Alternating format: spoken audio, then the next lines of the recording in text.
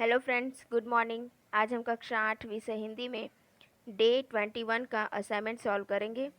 सबसे पहले है कि धरती के सपूत नए राग और गान किसमें भरेंगे। तो आज़ादी के बाद हमारे देश में एक नए युग का आगमन हुआ है। धरती के सपूत इस नवयुग की नूतन वीणा में नए राग और गान भरेंगे। यहाँ पर देखिए पंक्ति दी गई है, उसका आशय आपको समझाना है। तो देखिए, युग युग के मुरझे सुमनों में नई नई मुस्कान भरो, उठे धरा के अमर सपूतों पुनः नया निर्माण करो। तो इसका अर्थ होता है कि हे देश के सपूतों, तुम्हें युग युग के मुरझाए फूलों को नई मुस्कान देनी है, उन्हें फिर से खिलाना है। हे भारत माता के अमर पुत्रों, अब तुम उठो और देश के नवनिर्माण के बारे में कार्य में लग जाओ। फिर देखिए, निम्नलिखित प्रश्नों के उत्तर लिखिए। तो आपको यहाँ पर कुछ प्रश्न दिए हैं। तो देखिए, कवि ने देश के सपूतों को क्या संदेश दिया है। तो कवि देश के सपूतों को संदेश देते हुए कहते हैं कि अब हमारे देश स्वतंत्र हो चुका है, अब तुम्हें देश का नव निर्माण करना है। स्वतंत्रता का लाभ जन जन तक पहुंचाना है। देश के लोगों को तुमसे जो बड़ी बड़ी आशाएं हैं, उन्हें तुम्हें पूरी करनी है। तुम्हें लोगों में नए प्राण फूंकने हैं, देश का पिछड़ापन दूर करना है। इस प्रकार कवि ने सपूतों को देश का नव निर्माण करने का संदेश दिया है। हमारी राष्ट्रीय संपत्ति कौन कौन सी है। कवि महेश्वरी जी धरा के अमर सपूतों से क्या चाहते हैं। तो उत्तर है कि कवि धरा के अमर सपूतों से चाहते हैं कि वे देश का नव निर्माण करें, लोगों के जीवन में नया उत्साह और प्राण भरें, युग युग के मुरझाए हुए फूलों को नई मुस्कान दें, अपनी मंगलमय वाणी से जग रूपी उद्यान को गुंजित कर दें। धरा के अमर सपूत तरह तरह की ज्ञान प्राप्त कर देश के भविष्य को उज्जवल बनाएं। तीसरा देखिए, हमारी राष्ट्रीय संपत्ति कौन कौन सी है, उसकी सुरक्षा के लिए आप क्या क्या कर सकते हैं। रेलवे स्टेशन, बस स्टेशन, राष्ट्रीय अभयारण्य, राष्ट्रीय मार्ग, पुरानी इमारतें आदि हमारी राष्ट्रीय संपत्ति है। राष्ट्रीय संपत्ति की सुरक्षा करना हमारा कर्तव्य है। हम रेल संपत्ति को नुकसान नहीं पहुंचने देंगे।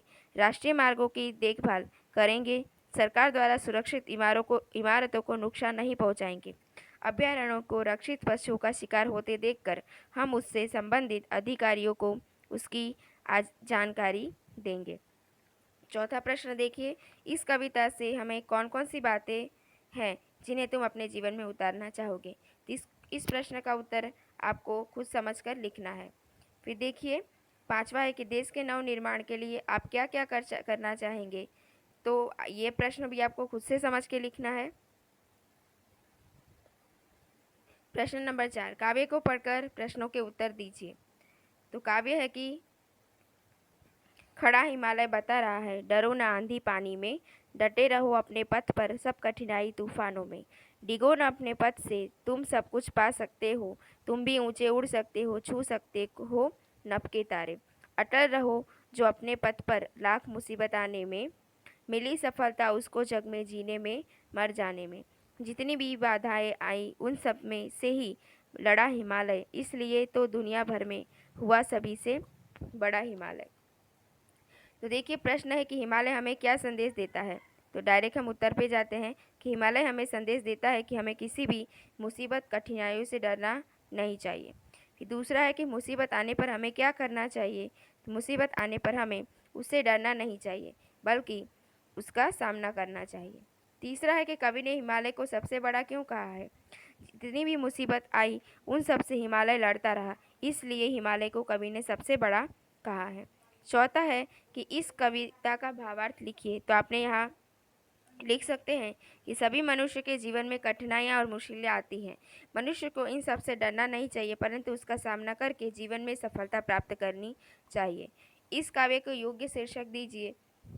तो इस काव्य का योग्य शीर्षक हो सकता है हिमालय का संदेश। तो बच्चों, यहाँ पर आपका जो असाइनमेंट है, असाइनमेंट डे 21 यहाँ पे पूर्ण होता है। धन्यवाद।